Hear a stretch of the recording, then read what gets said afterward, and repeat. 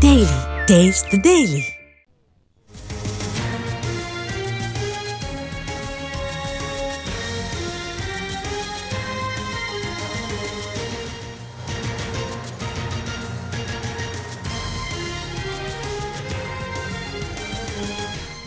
మెదక్ జిల్లాలో విషాదం చోటు చేసుకుంది. లోన్ యాప్ ఏజెంట్ల వేధింపులు తట్టుకోలేక రామాయంపేట దుర్గమ్మ బస్తీకి చెందిన శ్రీశైలం ఆత్మహత్య చేసుకున్నాడు. కుటుంబ అవసరాల కోసం ఓ లోన్ యాప్లో రుణం తీసుకున్నాడు శ్రీశైలం. కొంతవరకు చెల్లింపులు చేసినప్పటికీ లేటుగా కట్టడంతో భారీ పెనాల్టీ వేసింది లోన్ యాప్ యాజమాన్యం.